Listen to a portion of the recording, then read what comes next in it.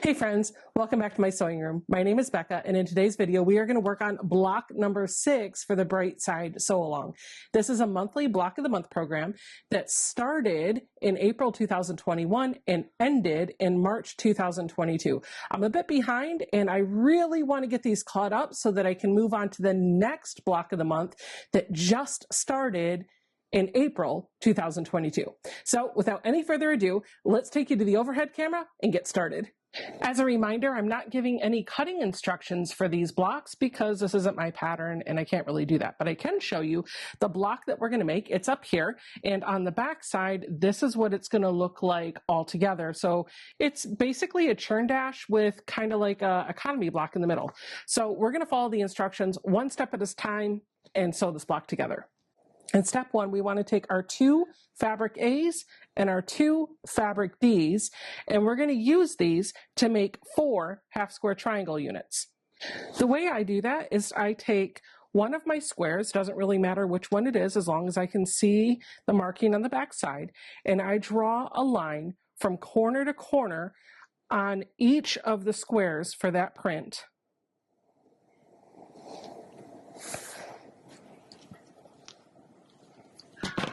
And then I take one of the backgrounds and the print, I put them right side together, and I'm going to go back to my machine and I'm going to sew about 1/4 of an inch away from this blue line that I just marked.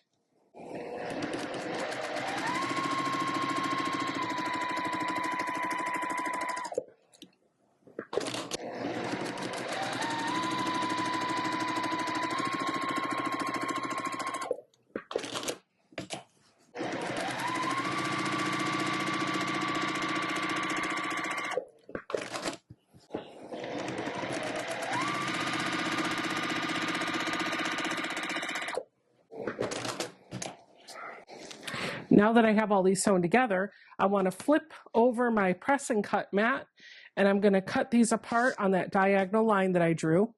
When Fat Quarter Shop gives us a block of the month to make half square triangle units, the cut squares that they give us are usually a little bit bigger because they want us to piece it with bigger fabric and then size it down. So I know I'm going to have to square these up. I'm going to flip over my press and cut mat, and I am going to open each of these half square triangle units with the seam going towards fabric D. I'm just going to finger press this with my hands, and then I'm going to get my iron and really make those seams lay super flat. Now that these are all nice and pressed, we're going to square them up.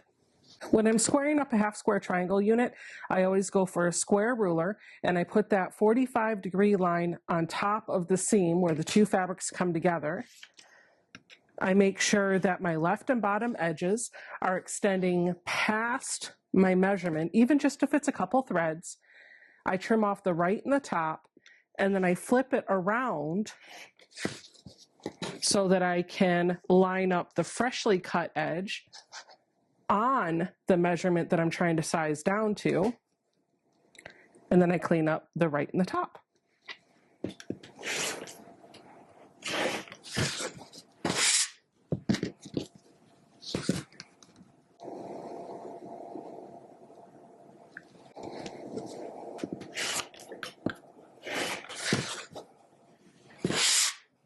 Now all of my half square triangle units are sewn together, they're pressed nice and flat, and they are sized up to the correct size. Let's move on to the next step. Then we're going to take our fabric B and our fabric E, we're going to lay them together and join them along this long edge. And because this isn't a directional fabric, it doesn't matter whether I sew with this on the left or with this one on the left, because I can rotate this around in any direction that I need when I put it in with the block. So I'm just going to take a seam, joining one of my fabric E with one of my fabric B, and I'm going to do that 4 times.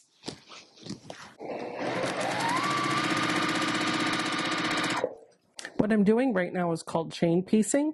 This basically means that I am taking all of my seams without breaking thread. I am just constantly feeding my next 2 pieces underneath the machine as I go. And then once all of my seams are taken, I will of course have to go in and snip these pieces apart from one another.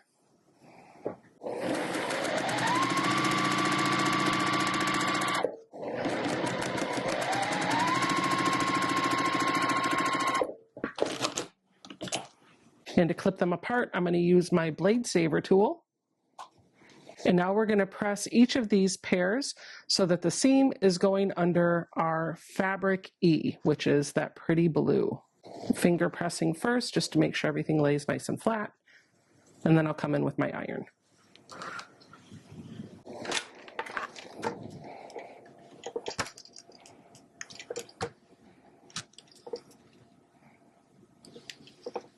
Here we go. Now that we have this done, we're going to move on to step 3. In step 3, we're going to build the top and the bottom rows of our block doing the same exact thing. We're going to use 2 of the pieces that we just made plus all 4 of our half square triangle units. Take a look. Let me show you how it's done. We're going to take the 2 units that we just made and lay it out so that the background fabric is on the bottom and fabric E is on the top. And then we're going to take 2 half square triangle units and put it in the left position with the background triangle in the upper left-hand corner. And then on the other side of that, we're going to take 2 more half square triangle units and lay them mirror image kind of.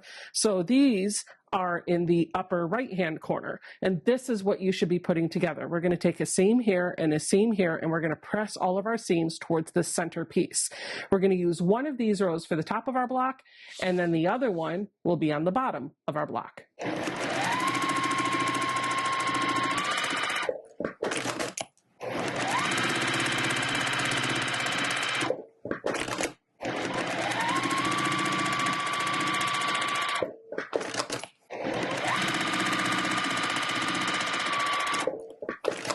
Now that our rows are built together, we're going to finger press the half square triangles and the middle strips so that the seams are going under that middle block on both rows. And then once I get the fabric laying flat enough that I can bring my iron over without creating any tucks, this is just making sure that the seams are going in the right direction. I'm going to get my iron, and I'm just going to give this a little heat press to make those seams lay nice and flat. Now we're going to build that center square of our block, which is kind of like a square in a square or an economy block. To do that, we're going to take our 4 squares of fabric C and our 1 square of fabric F. And on the back side of our fabric C, just like we did with our half square triangle units, we're going to draw a diagonal line from corner to corner.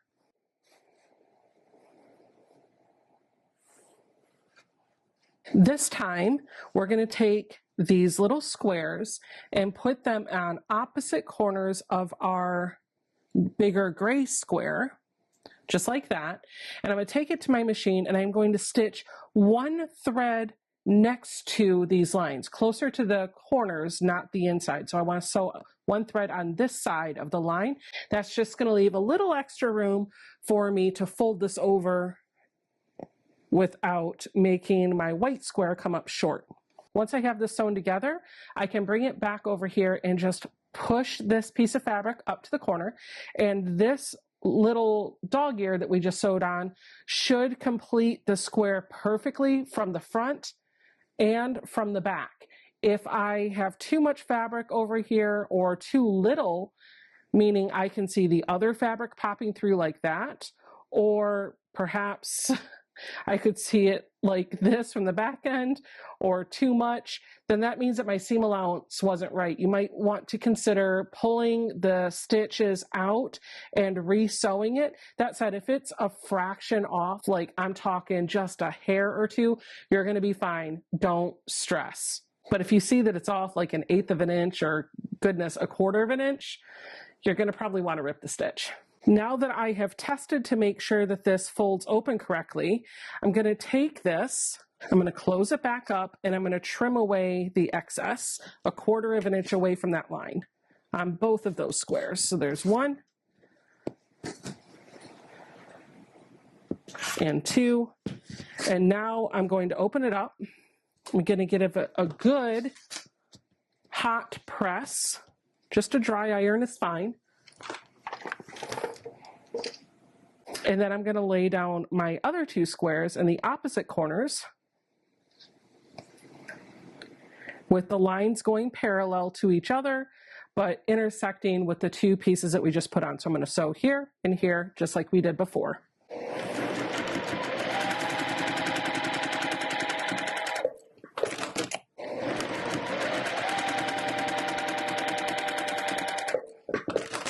Just like I did before, I want to test to make sure that these complete the square. They do. So now I will trim.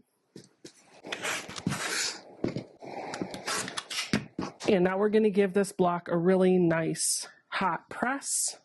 I am not the world's best quilter, but I do find that when I take the time to press frequently, I get better results. All right, so this is now our center block, and we're going to take those other two strip sets that we made before, and we're going to put them on here just like this so that our white fabric is touching the middle. We're going to take a seam here and a seam here. Now, when I do this, I'm going to sew with my center block on top because I have right here a little X where these threads are coming through. And if I just stay one or two threads closer to the edge by this X, meaning I'm not going through the X or going to this side of it, then I'm not going to lose my point. And that's going to help make this block look really good in the end. When I approach that intersection, I'm going to slow down so I can see where the needle's going to land. And then once I get through, I can speed back up. And then the moment of truth is I come back over and I press this, and my point is just perfect. At least perfect to me. I'm going to do that to the other side.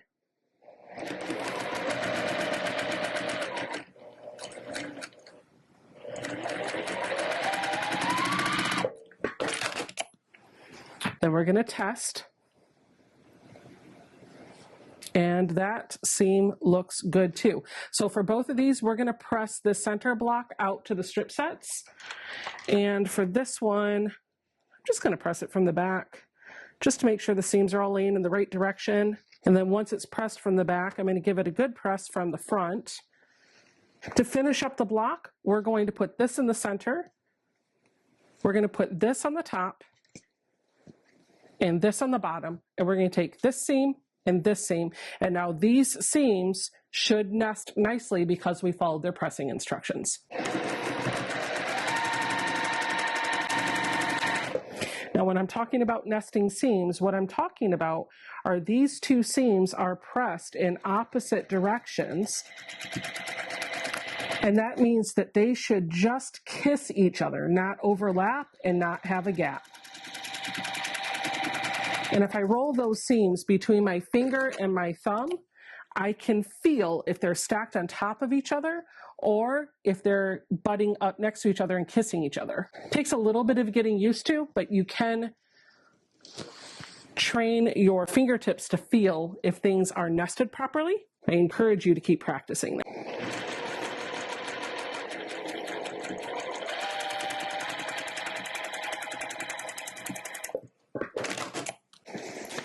Now our block is all sewn together. Last step is to press it and trim it. It says that the center row should be pressed out away from the center. So I'm just going to press it down with my hand. I could definitely do that with my iron if I wanted to. As long as all of my seams feel like they're going in the right direction, then I'm good to bring in my iron. And this is just going to get everything convinced in the position that they need to be in. All of my final pressing I'm going to do before I square this block up, because that will make sure that I get a nicely squared block. Make sure everything is laying perfectly flat before I bring that rotary cutter in. I love Best Press, and whenever I'm done with a block, I give a generous helping of Best Press to the block. Then I come in with my iron one last time. You could use steam if you wanted to, whatever works for you. Now that should be laying nice and flat. And to make sure it stays that way, I'm going to grab my clapper and I'm just going to set it right on my block. If my clapper isn't big enough to cover the whole block, I may have to do this in sections. Now all we have to do is square this up. All of the blocks for the Bright Side Quilt Along should measure 9.5 inches when they're done.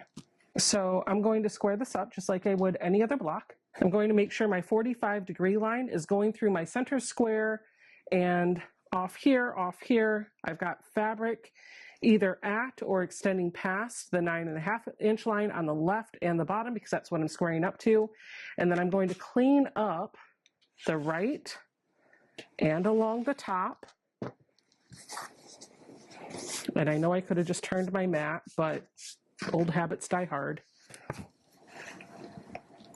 Then I'm going to put those fresh cut lines on the bottom and the left side right at 9.5 inches, since that's what I'm squaring up to. And I'm going to clean up the right and the top one more time. And just like that, block number 6 is done. And we are halfway through making all of our blocks for the Bright Side Quilt Along. I seriously love any block of the month that Fat Quarter Shop hosts. I feel like the instructions that they give you are easy to read. The patterns are easy enough for a beginner to follow. The fabric selections that they usually pick for their kits are absolutely gorgeous.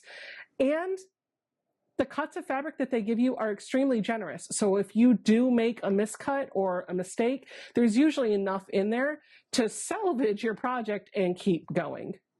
If you want to sign up for a block of the month hosted by Fat Quarter Shop, in the first comment down below this video, you can check out a link over to their site that will tell you about all of their block of the months that are either upcoming or ongoing. If you liked what you saw here, don't forget to give me a thumbs up, subscribe to the channel, or ring the bell off to the right of it. That's going to tell YouTube you really liked this video, and when I post block number 7 on my channel, you'll get a notification. Thanks, guys. I'll see you all in the next video. Bye!